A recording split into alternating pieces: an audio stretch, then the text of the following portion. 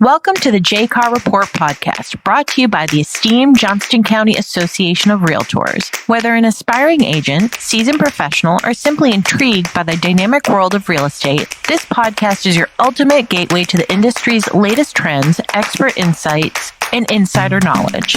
Join us as we unlock the secrets to success, explore market dynamics, share inspiring stories, and provide invaluable tips to help you navigate the ever-evolving real estate landscape. Get ready to embark on a journey of discovery as we empower you with the tools and strategies to thrive in the competitive realm of property transactions. Tune in, stay informed, and elevate your real estate game with the J-Car Report. All right. Well, thank you so much, Dave, for joining us today. Let's start off with a little bit. If you could just tell us a little bit about yourself and how long you've been in the mortgage industry. Thanks for having me. I've been in the mortgage industry for 20 years this year in March. So it's been quite a long time. I've been with PirmeLending for 13 years, helped everybody from first-time home buyers to multi-million-dollar buyers at the coast. So we kind of run the gamut. PirmeLending offers all the products you could possibly need. And obviously our communication, is second to none. So you never wonder what's going on. So that's always a good thing when you're trying to buy a house. Absolutely. So we're obviously in a different time coming out of COVID, which was like nothing you had ever seen before, or anybody had ever seen before. So let's start off with talking about the buyers. There's probably, you feel like a little bit of panic around right now. And I do. I think over the last year, the Fed went crazy and raised rates from, essentially 3% to over 6%. And that put a lot of fear into people. So they didn't really know what to do. They kind of started freaking out. But I think my message is don't panic. The rates have already come down a little bit. So right now, if you look at the national average, it's just over 6.25. It was closer to 7, not even 2 months ago. So that's good. We're making headway. Inflation is getting under control. Data just came out Wednesday that we're at 5% and we were at 9% last June. So what the Fed is doing, while it's painful, it is working, and the markets are seeing that, and hopefully we're going to see some more stability. We'll see what happens in early May with the Fed meeting, but worst case, we're probably looking at another 0.25% increase. But what the prognosticators are telling us is true. That could be it. And if they make that speech, the Fed, when they talk, it's really important. They're very powerful with their words. And if they say they feel good about it, rates are going to come down pretty quickly. So this is definitely a temporary pain for long-term gain. No, so a necessary evil, if you will. It is. And also, one of the things that I've noticed too is in talking to lenders, they are not in as much panic as the news likes to portray.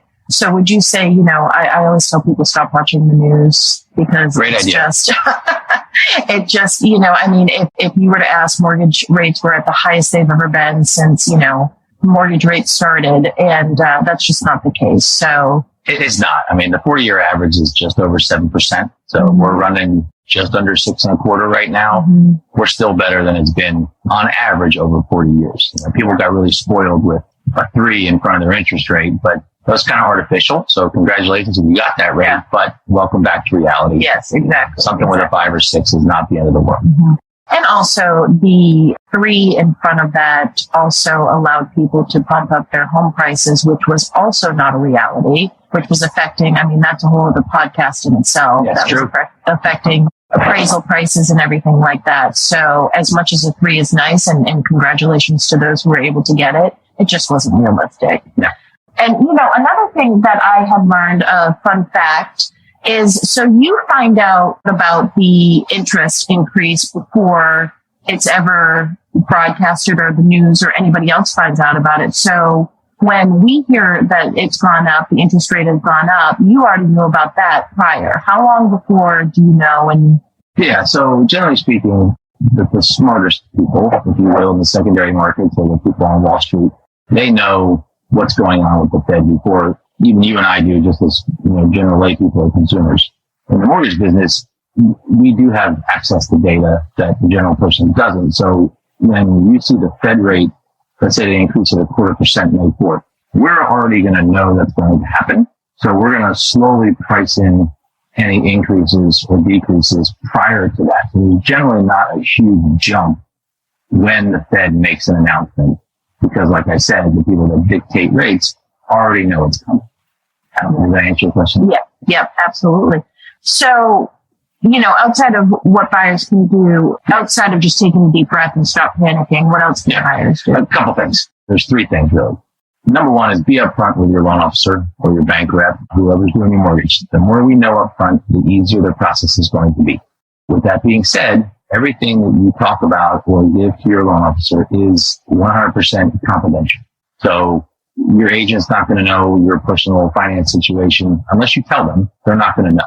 We have a duty to keep that confidential. So just know that your information is safe with your LO. The third is the rate redo. That's something that PirmeLending is offering, where if you close by the end of June this year, which may be extended, we'll do a no lender fee refinance up till December of 2024. So that means, if you have a 6 or a 7 in front of your rate now, we're going to refinance you next year when rates come down. 99.9% sure that's going to happen, and it actually might happen sooner than we had thought. The data from the Fed from this week is they're feeling more comfortable with it, and inflation is getting a little bit more under control. So we actually may see a decrease in rates this year versus next spring. So again, I said it before, but short-term pain for long-term gain. This is not going to be your permanent loan. If you love the house, great. You're marrying the house, you're not marrying the rate. So the rate redo allows you to buy now and get essentially $1,800 off of your refinance when it comes time. Wow, that's great. Yeah, it's pretty cool. That is awesome. Because usually it's what people have to wait, how long after purchase normally to be able to refinance. Generally, you want to wait a year so we can use the new appraised value. If you refinance within 1 year of buying, we have to use the lower of the two, the sales price or the appraised value, to determine your financing. So generally, it helps to wait a year. And then secondly, you want to have at least a 3/4 percentage point drop in interest rate. 0.75%, you'll see some serious savings. Anything less than that, you're probably wasting it. Yeah. Great. So then on the other side of the transaction, what for the realtor members for JCAR, what can the agents do? Take a deep breath. Number one. I keep saying that, but we all got to take deep breaths. Agents need to price the home properly. And they're all professionals. They know how to do that, but this isn't the market it was in 20 and 21. Mm-hmm. So things that, like you said before, things have come back down to earth as far as reality and sales price expectations. So just price the home accordingly. A couple other things, close on time guarantee. This is a really cool thing that Prime offers, where if we don't close your loan within 21 days of contract or by the date on the contract, we will pay the seller $5,000. Pretty cool. Gives your sellers, a good peace of mind saying, hey, you used Dave at PirmeLending. If we don't close as planned, they're going to give me $5,000. That's great. That's a win-win. And then the rate buy down. Rate buy downs are very common right now. They allow the buyer to take advantage of a 1% or even 2% lower interest rate for the first 1 or 2 years of their mortgage. Now that does need to be funded by the seller. So just keep that in mind. This may lead into the next seller question, but if instead of maybe reducing your sales price and lowering the comps in the neighborhood, leave the sales price where it is and offer a 1% or 2% buy down for the buyer. That way you keep your price up. It's a direct savings to the buyer and everybody's happy. It's the same net to the seller. So it really is a win-win. And right now with rates as high as they are, it can be very beneficial to the buyer. Absolutely. So just to clarify, it is that 1% would be paid by the seller for that 1 year or 2 years, depending on what buy down they go into. So they can keep their house at the same price, and that also helps with comps in the area, and it doesn't impact the actual value of the home in relation to where they are. So that's a great deal. Are a lot of people using that, do you find? Or lately, yes. I've probably got 3 or 4 in the pipeline right now doing a buy down, and the sellers realize that, hey, this is a great way to get my house gone, and I can help the buyer. So it's a win-win for everybody.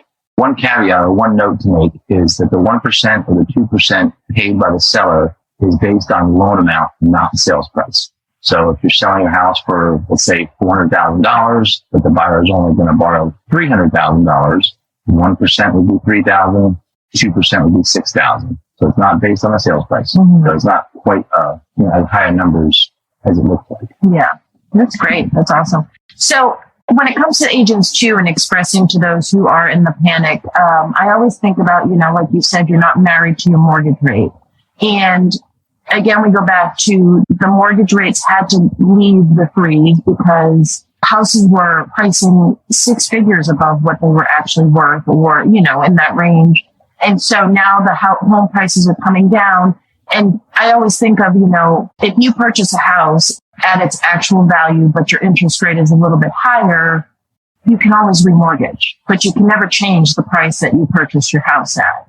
So, how is a good way or another way for them to express that to their buyers or sellers to say, I know that you're looking at 7% or 6% now, but you're also not looking at $400,000 home, you're looking at a $350,000 home. Yeah, and that's exactly it, right? So it's bringing people back down to reality, saying this 25% appreciation that we've seen, during the pandemic is not normal. It's not sustainable. It was great for people that own homes, so they get a huge chunk of equity and didn't have to do anything. But going forward, generally speaking, 5 to 8% appreciation is fantastic. That's what the numbers are based on historically, and that's what people are used to. So, like you said, if you're getting a house at a fair price, then to me, that's more worth it than buying a house at a low rate and an overpriced house. Yeah. So you can still be upside down or have negative equity when it comes time to sell. So going this route and going forward, the higher rate shouldn't be an obstacle because your house is still going to make money. Generally speaking, it's the best investment you're ever going to make. It's the most solid investment you can make because real estate generally doesn't go down. Now, barring any bubble or anything like that, which we don't foresee, it's a solid investment. And like you said, you marry the house, you can divorce your rate, which is what most people are going to do in the next, 10 to 16 months. Yeah. And also, with the prices when they were so crazy, they were pricing out a large group of people. And so, PirmeLending, how have you helped those who simply couldn't afford it before? Or what are you doing to help work with those who are in that median income, but the median home price right now is not? It's tough. Affordability is a major issue, right? Across the real estate spectrum and the lending world, affordability is a number one topic that we talk about. So how do we do that? We do offer USDA, 100% financing. That's always been there. But the buy down, while the buyer may need to qualify at the locked rate, it still helps them every month as far as a budget. So the buy down helps the buyer keep their outflow to a minimum. Yeah, that's really the buy down. There's not really a magic answer to that. Affordability is an issue. So pricing people, pre-qualifying people is one thing, but what they're comfortable with is a totally different thing. So if I can qualify you for $2,500 a month, but that's going to strap you and you can't go on vacation, you can't go out to eat, then maybe we need to put you at $1,800 a month. Yeah. And that will enable me to back you into the proper sales price range that you need to look at. Yeah, I wish I did have a magic wand and could make everybody qualify, but don't we all? Yeah. Now moving on to the sellers, what would your advice be for them, or what would you tell them to do at this time? Yeah, the days of having 15 offers over a weekend and getting 50 grand over and 20 grand due diligence are gone. So setting proper expectations, I think, is the most important kind of key to remember. And that goes for agents too. Just be realistic. Your house may sit for a few weeks and you only may get 1 or 2 offers after an open house, but they will sell. There's still an inventory shortage. The demand is up. Even with rates, there's still more buyers than there are properties. So just keep that in mind, that just take the right approach and your house is listed at the right price. It will sell. Just may take more than a day or two. Yeah, TMLS just put out their stats for last month. Home average days on market is at 46 days, which if you look at it compared to last year is something insane, like 200% higher. Yeah. But if you look at it pre-COVID, we're tracking, right back to we're back to normal. What we were all hoping for was to get out of COVID and get past that. So Exactly right. it's normal now, even though, we kind of have to say thanks for the mortgage rate back then, but let's forget about how that was, because it's just not normal. Yeah, and no matter where you stand, the government probably could have stepped in a few years ago and started this rate increase instead of doing it in 9 months and shock and awe. Everybody's freaked out, but everybody was enjoying it. And I guess, I don't know, the fortune tellers up on Wall Street didn't see it coming, but they should have. And going back to what we were saying before, the buy down. That's something that the seller can really contribute to the buyer to make their house a little bit more appealing, is offering that rate buy down, which, like I said, it's a dollar for dollar savings to the buyer. So I think coupled with pricing the house appropriately, maybe offering some closing costs, it's going to be fine. You just have to have proper expectations. Yeah. And we're also very lucky. Again, I reiterate, stop watching the news when it comes to all of this, because they're just trying to put people in panic mode. But houses, and this isn't nationwide, this is very Johnston County specific. We're still the number one growing county in North Carolina and the 9th in the nation. So still suffering from inventory issues. And so people aren't going to see that the value of your home is still going up year in and year out, but it's going to be back to the 5 to 8% of what you expect, the normal, and not the 15%, which is it's not attainable. It was great, but it's not. Yeah, it's not sustainable. Although you don't have a magic wand, I heard you have a crystal ball. I do, but I broke it a couple years ago. So sorry. Well, we'll super glue it back together for perfect. this podcast, so Perfect. you can tell us what you foresee and what you think is to come. Yeah. So, me being the prognosticator that I am, I listen to very smart people, podcasts, information from the secondary markets, people that have access to the data, the real raw data. Like I mentioned before, inflation according to the Fed has come down to 5%. And this is as of Wednesday, April 11th, I believe. That's great, because that's 4% lower than it was 9 months ago. Now, the issue is the core pricing is still up. So that means people are still spending money. The Fed wants to curtail that. So I think we're going to see another quarter point increase come May 4th. And then I'm hopeful that they stop. And if they put out that word that they're happy with that, or if it's a dovish comment from the Fed, then you're going to see rates come down, I think, pretty quickly. So that's kind of the facts. Like we said before, historically rates over 40 years, 7% is the average. We're not to that. We dipped over that a little bit in the winter, early spring, but we're back down to almost 6% now, just under 6.25%. So we're headed in the right direction. I just think that people need to be patient, and I hate to beat a dead horse, but I'm going to do it anyway. If you like the house, go for it. You're not going to lose money buying the right property. If it's the right fit for your family, it's a good investment. And this rate is just temporary. So if you can afford it for now, just know that you're going to end up saving hundreds of dollars next year when you refinance. I think people just need to get into that mindset where, hey, I don't have a 3.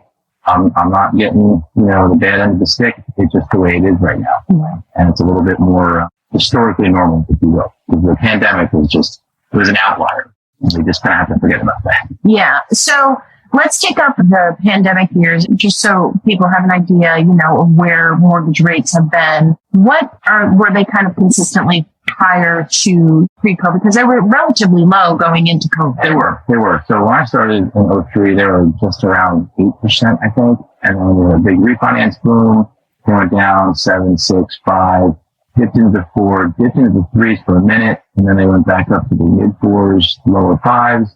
And then we were hovering around that, I would say between 4 and 5% for a good chunk of years. I mean, right after the recession, 12 until probably 16, we were around that 4.5 mark, and then we started seeing the rates come down because the Fed was keeping the Fed rate at 0, which means banks borrow their money essentially for free, so they only had to upcharge us a little bit.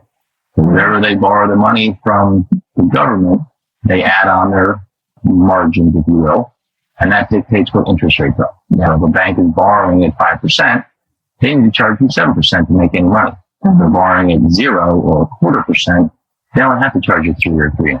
Yeah. So, as that Fed rate comes back down, that's what's going to make interest rates come back down. They're not exactly the same, but they run on the same track. Yeah, that makes sense. And so would you say when we're in a healthier economy, 4.5%, 5%, 5.5% is pretty much what you'd be looking at? I think so. I think right now, let's say we're at 6.25% for easy math. Mm-hmm. I'm hopeful by the end of this year, we're seeing something in the mid fives, maybe high fives as the norm with no discount points. And then as the Fed feels more confident, we're going to see a decrease. And I'm hopeful to get back into the fours. I really am. High fours. I don't think 3 is coming back anytime soon. Mm-hmm. That would mean something bad's happening. Yes, exactly. And we don't want that. So I think the healthy range is probably 4.5 to 5.5 in the next 12 to 18 months. That's great. Great. So you had mentioned as we close out, I would love to hear, because this can be a really complicated topic to understand how it really works. Do you have any podcasts or people that you would recommend agents to listen to just give you a call? Just call me. Barry Habib is really good. He's pretty in-depth. Mortgage Bankers Association has some really good data on their website. Mm-hmm. Yeah, I would stay away from the pundits on CNN or Fox or MSNBC just because they're so biased. And I don't think it's a fair representation of what the masses are really experiencing. Yeah. But generally speaking, and to add to that, it's very local, right? So our market is different than Miami or Charlotte. It's very different based on what county or state you're in. So I think finding a local professional is really important because they're going to have the data that you need to make the right decision. So there are podcasts and I can get you a list of those, but just talk to your local loan officer. They're going to know, what's going on in your market. Yeah, I'll put in the comments to this podcast. I'll definitely put some of the recommendations that you give us. Well, great. This has been, for me, even very enlightening. I appreciate you bringing all of this information to the table. And we thank you. Is there anything you'd like to end off with? Thank you, Bonnie, for absolutely killing it. You do so much for JCAR, and we'd be lost without you. So thank you. Thank you very much. I appreciate you. Thank you for joining us on the JCAR Report, your go-to podcast for all things real estate. We hope you found our discussion insightful and valuable in your real estate endeavors. Remember, knowledge is power in the world of property. Stay informed, stay curious, and never stop exploring the ever-evolving landscape of real estate. If you enjoyed today's episode, be sure to subscribe to the JCAR Report and never miss an update. And don't forget to leave us a review or share a podcast with others who might find it helpful. As always, stay connected with us on social media where we share additional tips, insights, and behind-the-scene content. And if you have any questions or suggestions for future topics, we'd love to hear them from you. Thank you for being a part of the JCAR Report community. Until next time, and remember, the world of real estate is full of opportunities, and we're here to help you seize them.